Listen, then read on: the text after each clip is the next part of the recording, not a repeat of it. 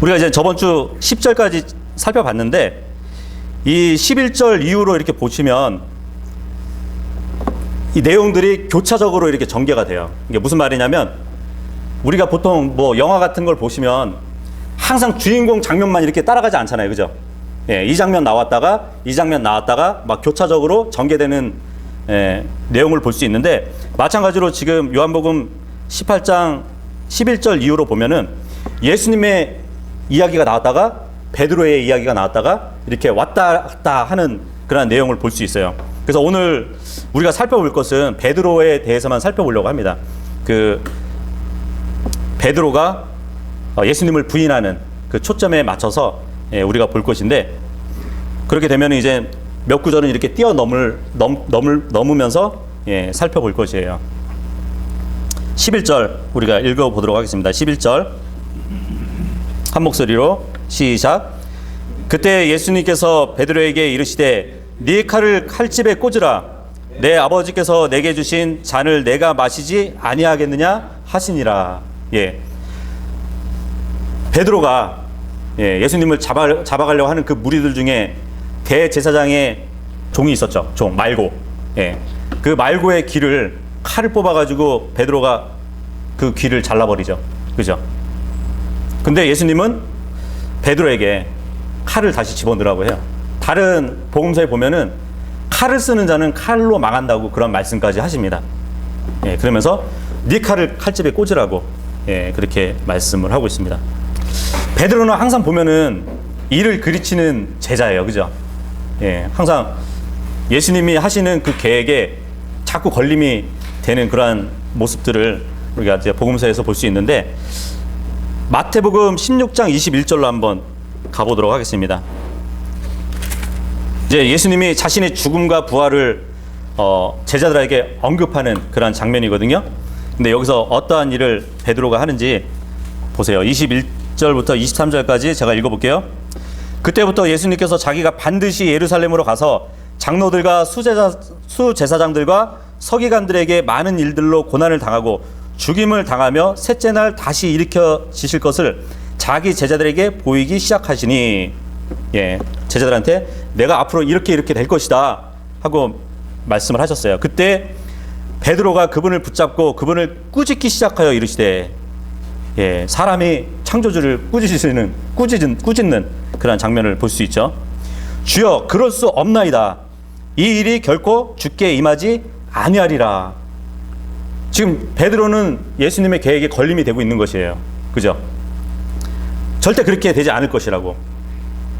그렇게 안 만들려고 베드로가 겟세마네에서 칼을 들고 앞장섰던 것 같아요. 예수님 앞에 나섰던 것 같아요. 그랬더니 예수님은 뭐라고 하시나요? 23절에 그분께서 돌이키사 베드로에게 이르시되 사탄아 너는 내 뒤로 물러가라. 너는 내게 실족거리니라. 네가 하나님에게서 난 일들을 좋아하지 아니하고 사람들에게서 난 일들을 좋아하는도다 하시니라. 베드로는 자신이 막아보려고 했어요. 예수님이 고난을 당하신다고? 그렇게는 못 두지 내가 하면서 그런 생각을 갖고 있었는데 지금 예수님은 오히려 하나님의 일들을 네가 좋아하지 않고 사람의 일들을 네가 좋아한다 하면서 사탄 취급을 해요. 물론 그 안에 사탄이 마음에 이제 그런 생각을 넣어줬겠죠. 그죠? 왜 그런지 아세요? 물론 그분의 고난과 죽으심만 얘기하셨다면 베드로가 이렇게 나서는 거에 대해서 뭐 이해는 할 수 있을 것 같아요. 자기 스승이 그렇게 된다는데 누구든지 그렇게 나올 수 있겠죠. 하지만 예수님은 고난과 십자가만 말씀하지 않으셨어요. 여기 보시면 셋째 날 다시 일으켜지실 것, 부활도 말씀하셨잖아요. 그죠? 부활은 좋은 거잖아요. 다시 일어난 것은. 근데 이런 것까지 지금 베드로는 얘기하는 것이에요. 결코 그것이 임하지 않을 것이라고. 그러면 예수님의 부활도 결코 임하지 않을 것이라고 그렇게 말하는 거잖아요. 그죠? 이렇듯 베드로는 뭐 이것뿐만 아니고 항상 예수님이 자신이 가고자 하는 그 길에서 이렇게 이를 그르치는 일을 볼 수 있어요. 지금 여기 10절 11절도 방금 전만 해도 말구의 귀를 베어가지고 정말 예수님을 잡으러 온 칼과 몽둥이를 들고 온 그 사람들, 그 무리들을 자극해서 어떻게 보면 수포로 돌아가게 만들 뻔한 거예요. 그죠? 예, 그걸 우리가 볼 수 있습니다. 근데 여기 11절을 보시면 내 아버지께서 내게 주신 잔을 내가 마시겠다고 예수님이 말씀하셨단 말이에요. 그죠? 그 잔은 무슨 잔일까요? 진노의 잔이겠죠. 그죠? 진노의 잔. 그래서 성경에 보면은 항상 잔이라는 말이 나오면은 진노와 관계가 있어요. 예, 그것도 한번 말씀 찾아볼게요. 시편 11장으로 한번 가보겠습니다. 시편 11장 6절. 제가 읽어볼게요. 그분께서 사악한 자들에게 올가미와 불과 유황과 무서운 폭풍을 비같이 내리시리니 이것이 그들의 잔의 몫이 되리라. 예, 진노와 관계가 있어요. 그들의 잔의 목, 그 잔이라는 것이 그들이 받을 몫을 얘기하는 거거든요. 예, 진노의 잔. 에레미야서 25장도 한번 보겠습니다.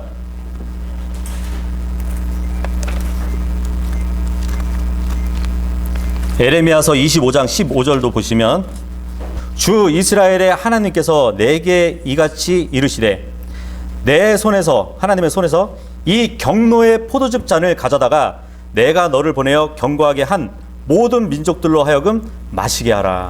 예, 여기도 보면은 경노의 포도즙 잔, 그죠? 진노와 관계가 있죠. 예, 바벨론을 심판하실 때 이 진노의 잔을 그들에게 마시게 한다고 하시는 거거든요. 심판하신다는 말씀이에요. 그리고 계시록 16장 가시면 금방 우리가 에레미야서 25장 살펴본 것처럼 그 바벨론 왕국이 심판받는 것이, 그 심판받는 것의 성취가 계시록 16장 19절에 나옵니다. 읽어볼게요. 그 큰 도시가, 바벨론 도시죠, 세 조각으로 갈라지고 민족들의 도시들로 무너지며 또 큰 바벨론이 하나님 앞에 기억되어 그분께서 그녀에게 자신의 맹렬한 진노의 포도즙 잔을 주시리라. 예, 맹렬한 진노의 포도즙 잔.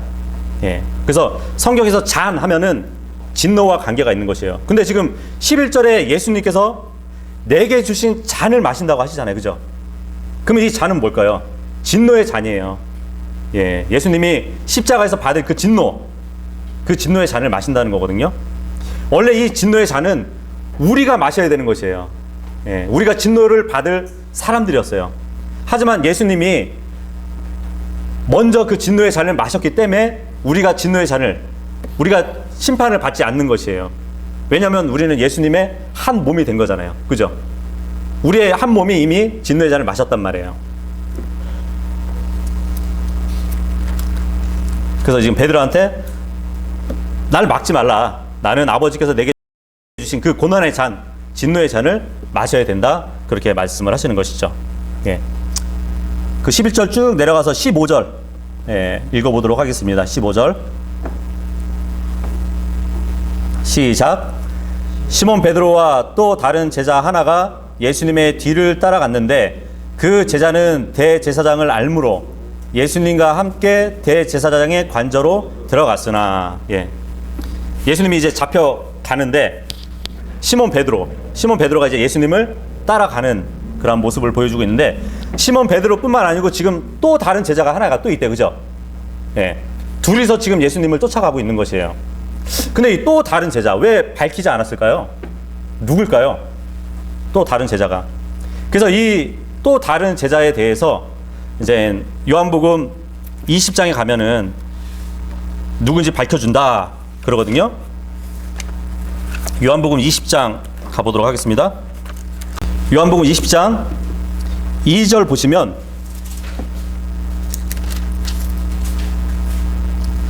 이제 예수님이 부활하신 이후에 일을 기록하고 있는데 1절부터 볼게요. 주의 첫날 일찍 아직 어두울 때에 막달라 마리아가 돌무덤에 와서 돌이 돌무덤에서 옮겨진 것을 보고 이에 달려가서 시몬 베드로와 예수님께서 사랑하신 다른 제자에게, 그죠? 다른 제자가 누구죠? 그러면 예수님께서 사랑하신 다른 제자, 예, 요한이라고 봐야죠. 항상 요한은 요한복음을 기록할 때 자신을 드러내지 않았어요. 항상 예수님께서 사랑하시던 제자, 다른 제자 이렇게 기록을 했죠.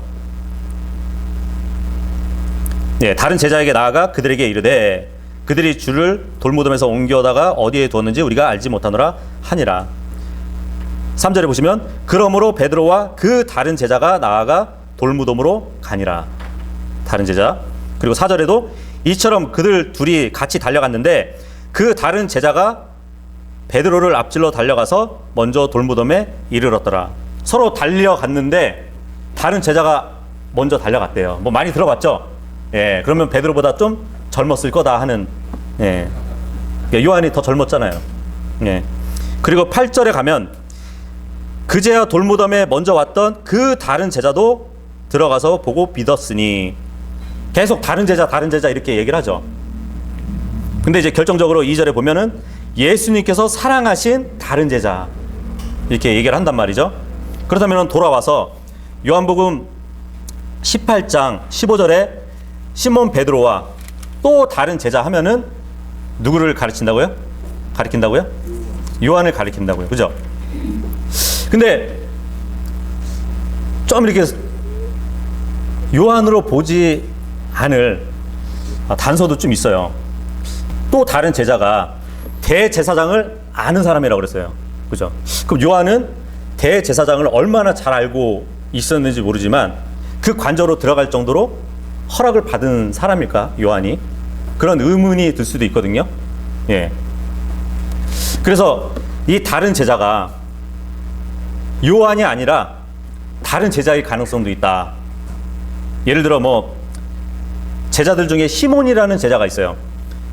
셀롯이라고 불리는 제자가 있는데 그 제자가 열심당원 출신이에요. 열심당원이 뭐냐면 그 당시 유대 사회에서 정당이 있잖아요. 정당. 예, 우리나라도 정부의 정당이 있잖아요. 열심당이라는 게 있어요. 예, 그래가지고 로마로부터 어떠한 자유를 쟁취하기 위한 자유를 쟁취하기 위해서 모였던 당이 열심당원이거든요. 예, 정치적인 목적에서 모였단 말이에요. 근데 지금 대제사장도 어떻게 보면은 꼭 종교적인 일만 하는 것이 아니라 정치적인 일도 같이 겸했을 거란 말이에요. 그렇게 되면은 이러한 정치적인 면에서 같이 이게 결탁했던 그러한 어떠한 일들이 있지 않았을까 해서 이 다른 제자, 대제사장을 아는 제자라고 그랬잖아요. 그래서 이 다른 제자가 열심당원이었던 시몬이 아닐까 그렇게 추정해 보기도 하고, 두 번째로는 아니다. 여기서 또 다른 제자라고 한 것은 12 제자들 중에 하나가 아니라 12 제자를 제외한 또 다른 제자를 얘기한다. 예수님을 따른 제자. 니고데모로 추정을 합니다. 니고데모. 생각해보세요. 니고데모는 바리새인의 치리자였잖아요. 그죠? 예수님도 니고데모에게 얘기하기를 너는 선생이면서 거듭남에 대해서 모른다고 그러잖아요. 그죠?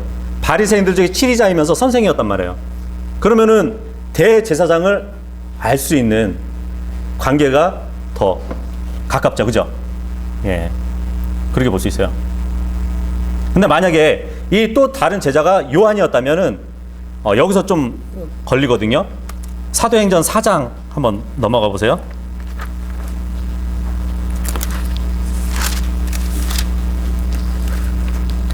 사도행전 4장 1절부터 보시면 이제 베드로하고 요한이, 베드로하고 요한은 항상 같이 다니네요. 그죠?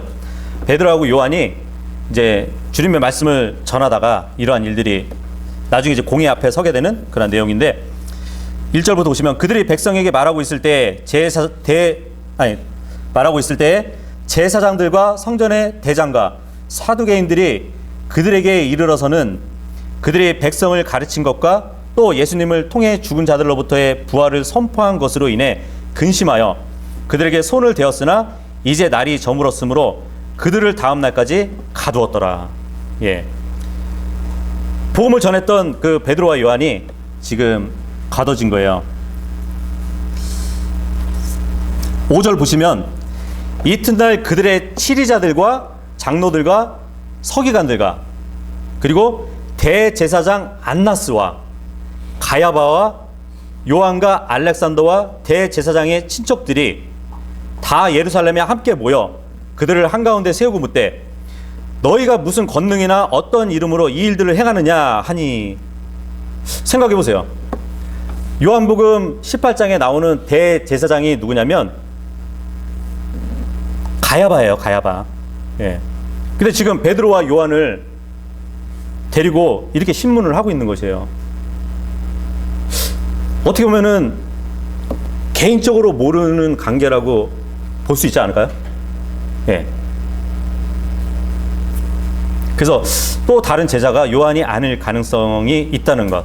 뭐 열심당원 시몬일 수도 있고 니고데모도 될 수도 있다는 그런 여지를 남기게 됩니다. 네, 또 다시 넘어와서 이제 요한복음 18장 15절 보시면 어쨌든 시몬 베드로하고 다른 제자는 예수님의 뒤를 따라갔어요. 근데 마태복음 26장 58절에 보면 베드로가 그냥 뒤를 따라간 것이 아니라 베드로는 멀찍이 그분을 뒤를 따랐다고 기록되어 있습니다. 멀찍이 따랐대요. 예. 왜 그랬을까요? 예수님을 따를 때 베드로의 마음에는 어떠한 쓴뿌리가 있었던 것이에요. 예. 쓴뿌리가 있었어요. 예수님을 사랑하지만 예수님께 굉장히 화가 나 있는 거예요, 지금.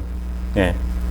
이제 베드로 생각은 그러겠죠. 아니, 주님께서 오셔가지고 여러 가지 표적들도 행하시고 바다 위를 막 건너시는 그런 능력도 있으시면서 나사로 죽었던 나사로를 부활시키는 그런 능력도 있으시면서 그리고 나귀를 타고 예루살렘에 입성할 때 사람들이 그렇게 환호하고 받아들였는데 왜 사람들 이 무리들한테 잡혀가냐 이거죠.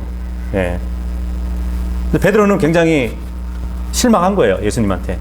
예. 그런 마음으로 지금 예수님을 멀찍이 따라가고 있는 것입니다. 그러니까 베드로는 예수님의 사역을 아직도 깨닫지 못하고 있는 것이죠. 그죠?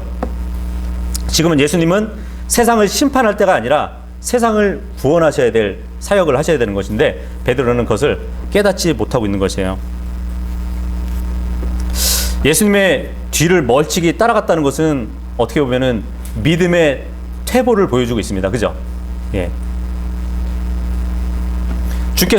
주님께서 내 마음대로 응답을 안 하실 때 우리는 어떤가요? 우리도 주님을 멀찍이 따를 때가 있지 않나요? 예. 아, 나는 이렇게 하고 싶은데 주님은 이렇게 내 마음대로 응답을 안 해주시네 하면은 조금 서운함이 있죠. 서운함을 가질 수도 있죠. 예. 하지만 주님을 밀착해서 따르지 않으면 길 잃은 어린 양이 될 수밖에 없어요. 예. 그 양들을 보면은 양들의 특성 중 하나가 뭐냐면 양은 근시해요. 예. 앞에 몇 미터까지밖에 보질 못해요. 그렇기 때문에 목자 뒤를 바싹 쫓아가지 않으면 길을 잃어버려요. 예. 그런 특성을 갖고 있거든요. 근데 성경에 보면은 우리도 양이잖아요. 예. 우리도 멀리 못 봐요. 멀리 못 보기 때문에 예수님을 근처에서 그러니까 밀착해서 따라야 길을 잃어버리지 않습니다. 그리고 또 15절에 이렇게 살펴볼 게 뭐냐면 지금 시몬 베드로하고 다른 제자가 대제사장의 관저로 들어가고 있어요. 예, 관저로 들어가고 있는데 이 관저를 영어로 보면은 더 팰리스 오브 더 프리스트라고 되어 있잖아요. 그죠? 무슨 말인지 아세요? 대제사장의 궁전이라고 되어 있는 거예요, 지금. 네. 구약 어디에도 기록되지 않는 건물이 지금 신약에서 나타나고 있는 것이에요. 대제사장을 위한 궁전이라고. 그러니까 지금 신약에 와서는 대제사장이 왕노릇하고 있는 것이에요. 예. 그런 것도 우리가 볼 수 있죠. 근데 예수님은 이 땅에 오셨을 때 자신의 머리 둘 곳도 없다고 말씀하셨던 분이거든요. 그죠? 진짜 오리지널 왕은 예수님이잖아요. 근데 예수님은 거할 그런 잠자리 들 곳도 없으셨는데 이 대제사장은 궁전에 거하고 있다고 말씀하고 있습니다. 참. 16절 읽어보도록 하겠습니다. 16절 시작. 베드로는 바깥에 문 곁에 서 있더라. 그때 대제사장을 아는 그 다른 제자가 나가서 문을 지키던 여자에게 말하여 베드로를 데리고 들어오니라. 이 16절을 보면은 제 생각도 율법사였던 니고데모가 아닐까, 이 다른 제자가 그렇게 추정이 가거든요. 왜냐하면 지금 그 다른 제자는 들어갔단 말이에요. 문을 통과했는데 베드로는 지금 들어오질 못하고 있어요. 그죠? 그래서 그 다른 제자가 문을 지키던 여자한테 열어줘, 들어오게 해 했더니 베드로가 들어온 거거든요. 그렇다면은 바리새인의 치리자였던 니고데모일 가능성이 맞겠죠. 그죠? 더 높겠죠. 17절 읽어보도록 하겠습니다. 17절 시작. 그때 문을 지키던 소녀가 베드로에게 이르되 너도 이 사람의 제자들 중에 하나가 아니냐 하니 그가 이르되 나는 아니라 하더라. 여기서 베드로의 첫 번째 부인이 등장합니다. 그죠? 등장합니다 이러면은 꼭 문 지키던 여자가 베드로의 첫 번째 부인이라고 오해하실 수도 있겠지만 베드로의 첫 번째 부인이 지금 기록되어 있습니다. 근데 베드로는 불과 몇 시간 전만 해도 요한복음 13장 37절에 보면은 예수님 앞에 그랬거든요. 내가 주님을 위해서 내 생명을 버리겠다고 그렇게 호언장담했던 자였어요. 그런데 지금 이 문지기 앞에서 예수님을 부인하고 있는 것입니다. 나는 아니라고. 근데 이게 어떤 뉘앙스로 얘기했는지 모르겠어요. 지금 베드로는 겁에 질려가지고 아니라고, 난 예수님을 모른다고, 제자가 아니라고 그렇게 얘기하는 것 같은데 겁나서 그런 것 같지는 않아요. 왜냐하면 말고의 기까지 배웠던 베드로였잖아요. 그죠? 예수님에 대한 큰 실망을 갖고 있는 것이겠죠. 예수님에 대한 실망이 너무 크니까 지금 그 여자 앞에서 무슨 소리 하는 거냐고, 내가 예수님의 제자라고? 아니라고, 나는 아니라고. 그렇게 지금 부인하는 것 같아요. 근데 참 이게 어떻게 보면 예수님과 지금 고백이 예수님과 대조되는 그런 문장인데, 예수님을 잡으러 온 그 무리들이 우리가 나사렛 예수를 찾는다 했을 때 예수님은 뭐라고 하셨죠? 나는 그러다 그러잖아요. I am he 그러잖아요. 근데 지금 베드로한테 여자가 이제 너도 제자다 하고 추궁하니까 나는 아니라 그러거든요. 그러한 대조를 우리가 볼 수 있죠. I am not 그러잖아요. 그죠? 18절 읽어보겠습니다. 18절 시작. 날이 추우므로 종들과 직무 수행자들이 숯불을 피우고 거기에 서서 몸을 녹이니 베드로도 그들과 함께 서서 몸을 녹이더라.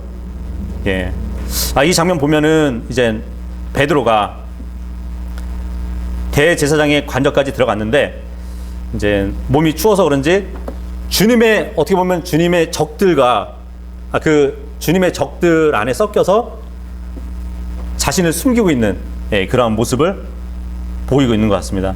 물론 이제 그 여자의 눈에 예수님의 제자라는 것이 발각될까봐 그 사람들에 섞여서 자신을 숨기고 있는 그런 모습인 것 같아요. 아까 15절에서도 이제 예수님을 따랐던 베드로가 멀찍이 따랐다고 말씀드렸는데, 이렇게 예수님을 멀찍이 따르게 되면은 어느 순간에 그분을 놓치게 되는 것이에요. 그럴수록 더 그분을 밀착해서 따르도록 힘써야 되는데 오히려 자포자기하는 그러한 모습을 베드로를 통해서, 그러니까 우리의 신앙을 비춰주는 것도 같습니다.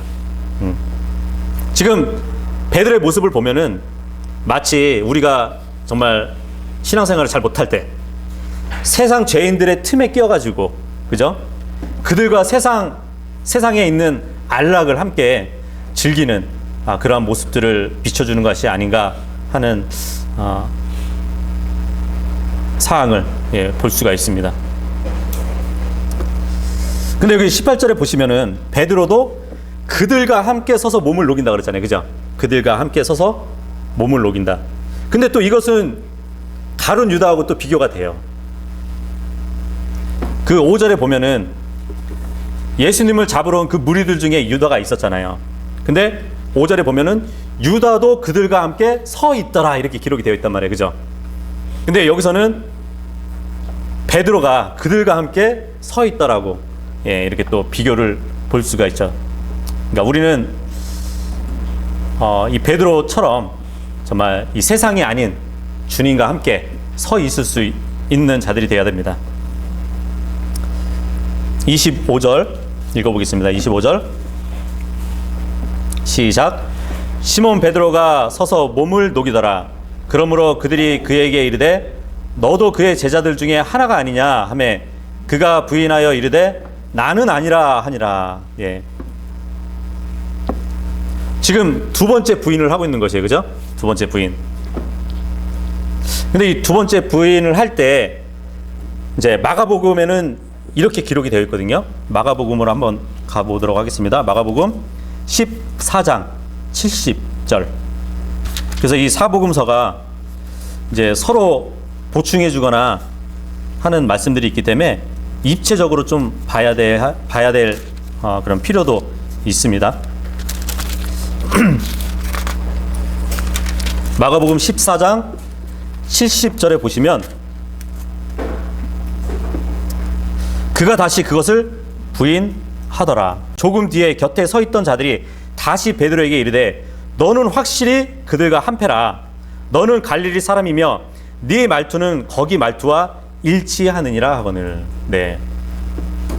우리가 요한복음 18장 25절에 보면은 그냥 단순히 추궁하는 것 같지만 요 마가복음에 의해서 보면은 말투로 인해서 지금 갈릴리 사람이니까 그 갈릴리 말투로 인해서 예수님의 제자인 것을 추궁하고 있는 것이거든요. 글쎄요, 이제 이게 뭐 사투리를 썼는지 그 갈릴리가 좀 사투리를 쓰는지 모르겠어요. 예수님을 부인할 때 나는 아니라 이게 아니라 뭐 나는 아니란 게 뭐 이랬는지 그건 모르지만 그런 말투로 인해서 지금 딱 걸린 것이에요. 근데 이런 범인을 색출할 때 보면은 이 말투로 인해서 그런 범인들을 색출하는 그런 예가 또 한 군데가 있거든요. 이게 참 재미난 사항이긴 한데 사사기 한번 보도록 하겠습니다. 사사기 12장으로 한번 가보도록 하겠습니다. 에프라임이 길앗 사람들한테 전쟁에서 지게 되거든요. 그래서 모두 뿔뿔이 흩어지게 돼요. 그러다 보니까 외모로 보면은 그 사람들이 길앗 사람인지 에프라임 사람인지 몰라요. 그래서 어떻게 그 사람들을 색출해내는지 4절 보면은 그때 입다가 길앗의 모든 사람들을 함께 모아 에프라임과 싸웠더라.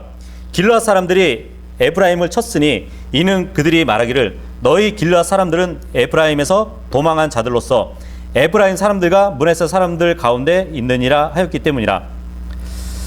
길앗 사람들이 에프라임 사람들보다 먼저 요르단의 통로를 점령하고는 도망한 에프라임 사람들이 말하기를 내가 지나가게 하라 하면 길앗 사람들이 그에게 말하기를 네가 에프라임 사람이냐 하여 그가 만일 말하기를 아니라 하면 그들이 그에게 이제 시볼렛을 말해보라 하고 그가 능히 그것을 바르게 발음하여 말하지 못하므로 시볼렛이라고 하면 그들이 그를 붙잡아 요르단의 통로에서 죽였더라.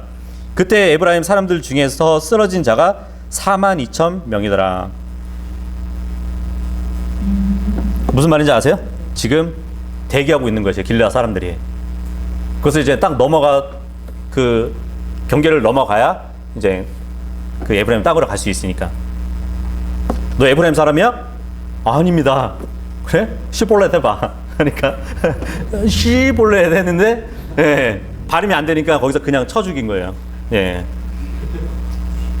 그런 거죠. 뭐 너 쌀 해봐 했는데 살 하다가 이제 걸려 죽은 거죠.